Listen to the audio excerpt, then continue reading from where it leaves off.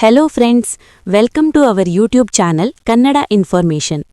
ಇವತ್ತು ಕರ್ನಾಟಕ ರಾಜ್ಯ ರಸ್ತೆ ಸಾರಿಗೆ ಸಂಸ್ಥೆ ಪ್ರಯಾಣಿಕರಿಗಾಗಿ ಒಂದು ಬಹಳ ಒಳ್ಳೆಯ ಸುದ್ದಿಯನ್ನು ನೀಡಿದೆ. ಪ್ರಯಾಣಿಕರ ಸುರಕ್ಷತೆಯನ್ನು ಇನ್ನಷ್ಟು ಬಲಪಡಿಸುವ ನಿಟ್ಟಿನಲ್ಲಿ ಸರ್ಕಾರ ಮಹತ್ವದ ನಿರ್ಧಾರವೊಂದನ್ನು ಕೈಗೊಂಡಿದೆ. ಹಾಗಿದ್ರೆ ಆ ಹೊಸ ಸೌಲಭ್ಯ ಏನು ಅನ್ನೋದನ್ನ ತಿಳಿದುಕೊಳ್ಳಲು ಈ ವಿಡಿಯೋವನ್ನ ಸಂಪೂರ್ಣವಾಗಿ ನೋಡಿ. ಮಾಹಿತಿ ಉಪಯುಕ್ತ ಅನಿಸಿದ್ರೆ ದಯವಿಟ್ಟು ವಿಡಿಯೋಗೆ ಒಂದು ಲೈಕ್ ಕೊಡಿ.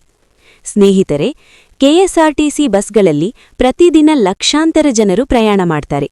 ಅವರ ಸುರಕ್ಷತೆಗಾಗಿ ಇನ್ಮೇಲೆ ಎಲ್ಲಾ ಕೆಎಸ್ಆರ್ಟಿಸಿ ಬಸ್ಗಳಲ್ಲೂ ಡ್ಯಾಶ್ ಕ್ಯಾಮೆರಾಗಳನ್ನು ಅಳವಡಿಸಲು ನಿರ್ಧಾರ ಮಾಡಲಾಗಿದೆ. ಇದು ಸಾರಿಗೆ ವ್ಯವಸ್ಥೆಯಲ್ಲಿ ಒಂದು ದೊಡ್ಡ ಬದಲಾವಣೆ ಅನ್ನಬಹುದು.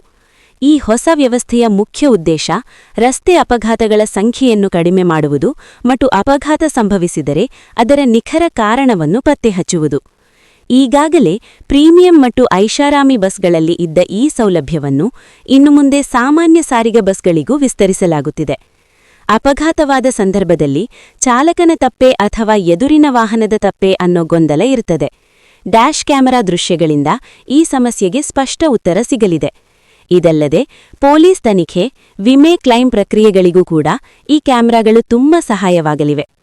ಹಾಗಿದ್ರೆ ಈ ಸೌಲಭ್ಯ ಯಾವಾಗ ಜಾರಿಗೆ ಬರಲಿದೆ ಅಂದರೆ, ಈಗಾಗಲೇ ಟೆಂಡರ್ ಪ್ರಕ್ರಿಯೆ ಹಾಗೂ ತಾಂತ್ರಿಕ ಸಿದ್ಧತೆಗಳು ನಡೆಯುತ್ತಿವೆ.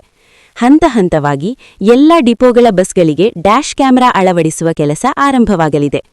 ಸ್ನೇಹಿತರೆ, ಈ ಮಾಹಿತಿ ನಿಮಗೆ ಉಪಯುಕ್ತ ಅನಿಸಿದ್ರೆ ವಿಡಿಯೋಗೆ ಲೈಕ್ ಕೊಡಿ.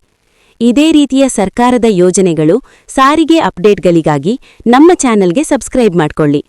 ಮತ್ತೆ ಇನ್ನೊಂದು ಹೊಸ ಮಾಹಿತಿಯೊಂದಿಗೆ ಸಿಗೋಣ. ಧನ್ಯವಾದಗಳು.